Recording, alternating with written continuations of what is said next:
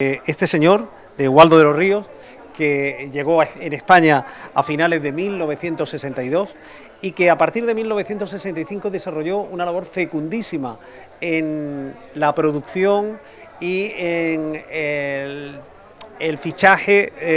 de los grandes nombres de la música española de ese momento. Estoy hablando de Carina, estoy hablando de Rafael, estoy hablando de Alberto Cortés, de Maritrini, pero también de su trabajo con los pequeñiques o con los módulos y, cómo no, ese himno a la alegría que en la voz de Miguel Ríos consiguió vender nada más y nada menos que 6,5 millones de discos en 1970 en 65 países, una cifra que hoy en día asusta y que resulta casi inimaginable en un mundo sin Internet. Claro, ese momento de convulsión en el país coincide además con un momento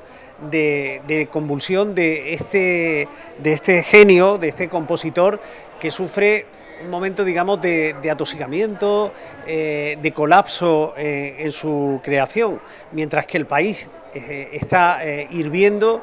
en su interior, en su corazón, en su mente, también están pasando muchas cosas. Por un lado está buscando un nuevo Eldorado, está encontrando otro talismán, otro himno a la alegría que consiga vender esa cantidad brutal de discos. Por otro lado, el negocio discográfico está cambiando, hay una crisis económica, hay una situación política nueva y él por primera vez en ese marco de cambios en cadena se enfrenta a un cambio no menos decisivo en su vida. Asume que es como es y tal como él era en ese momento, estaba prácticamente condenado a poder ir a la cárcel porque la homosexualidad era un delito en la sociedad del franquismo. Él asume su homosexualidad y esa mala digestión del éxito, esas dudas, esas angustias, en fin, precipitan un final trágico. Claro, es decir, hasta ese último regreso a Argentina se hace de una forma solapada, sotoboche, porque para las autoridades militares argentinas, la dictadura había llegado pocos meses antes a Argentina, de buena primera descubrir que uno de los iconos de la cultura argentina en el mundo, porque Waldo, junto a Astor Piazzolla y Gato Barbieri, eran quizás los iconos musicales de Argentina en el mundo, bueno, que en España se ha publicado una cantidad de cosas de un señor que hasta ese momento era un icono de la vida cultural del país y entonces deciden, bueno, pues enterrarlo de una forma lo más silenciosa posible, le niegan cualquier honor y a fecha de hoy todavía Waldo sigue sin tener una calle en Buenos Aires, sigue sin tener un reconocimiento oficial. Vivió y amó en Madrid, y amó profundamente Madrid, y todavía Madrid, con la de calles que tiene Madrid, pues todavía no tiene una calle, en fin, ese era el reto de este libro, sacar del olvido a alguien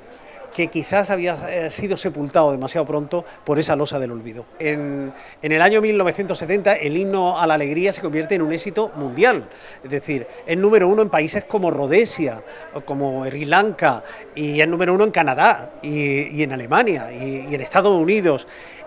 Kubrick en ese momento está preparando La naranja mecánica y se encuentra con un señor que ha hecho un tratamiento audaz y novedoso de la novena sinfonía y dice, pues está claro. Él le escribe una carta, llama a la discográfica, mejor dicho, Kubrick telefonea a la discográfica y dice, quiero ver a este señor en Londres. Y tienen ese encuentro y la propuesta de Kubrick de alguna forma asusta a Waldo, porque se basaba en la utilización del órgano Moog, que en ese momento estaba muy en boga. Waldo está soportando una presión fortísima y una campaña de descrédito y desprestigio tremenda